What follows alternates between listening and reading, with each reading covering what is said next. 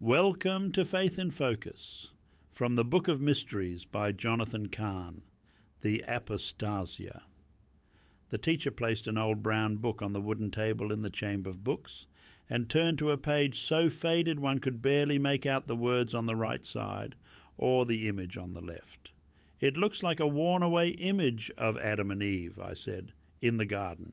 "It is," he said, "but we speak now not of the creation, but the apostasia." What's an apostasia? In the book of 2 Thessalonians it is written that the age will not end until first comes a falling away. The words falling away are a translation of the Greek word apostasia. Apostasia comes from two Greek root words. The first, apo, means to depart from.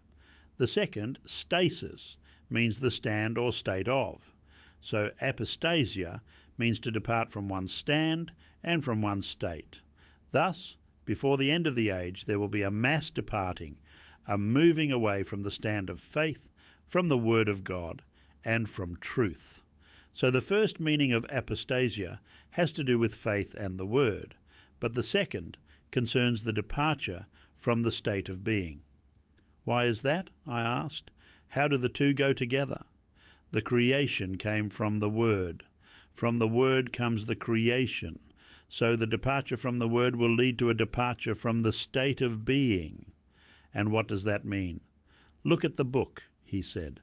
On one side is the fading away of the Word. On the other is the fading away of the image of creation. An age that witnesses the falling away from faith, and the Word will also witness a falling away from the image of creation, from the state of being.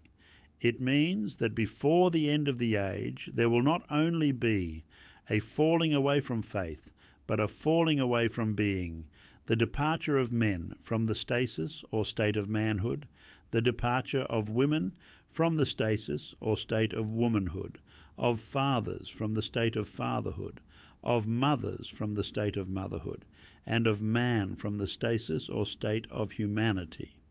So what does one do in the days of apostasy?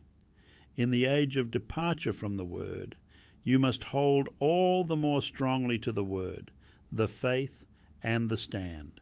And the more you hold the Word, the more you will find your stasis, the person you were created to be. In the Word you will stand. The mission.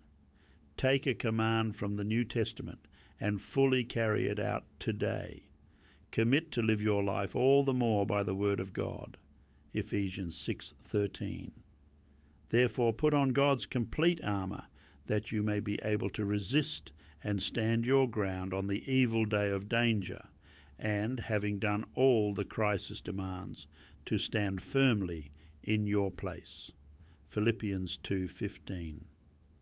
That you may show yourselves to be blameless and guileless, innocent and uncontaminated, children of God without blemish, faultless, unrebukable, in the midst of a crooked and wicked generation, spiritually perverted and perverse, among whom you are seen as bright lights, stars, or beacons shining out clearly in the dark world.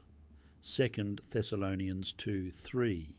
Let no one deceive or beguile you in any way, for that day will not come, except the apostasy comes first, unless the predicted great falling away of those who have professed to be Christians has come, and the man of lawlessness is revealed, who is the son of doom and perdition.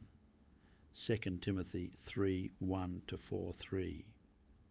But understand this, that in the last days will come perilous times of great stress and trouble, hard to deal with and hard to bear. For people will be lovers of self and utterly self-centered, lovers of money, and aroused by an inordinate greedy desire for wealth, proud and arrogant, and contemptuous boasters. They will be abusive, blasphemous, scoffing, disobedient to parents, ungrateful, unholy, and profane. 3. They will be without natural human affection, callous and inhuman, relentless, admitting of no truce or appeasement.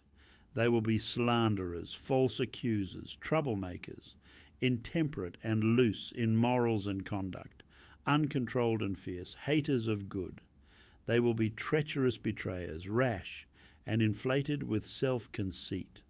They will be lovers of sensual pleasures and vain amusements more than, and rather than, lovers of God. The stasis. Thank you for joining me on Faith in Focus. Remember, these insights are inspired by Jonathan Cahn's The Book of Mysteries. Until next time, may you find strength in the revelation of his love.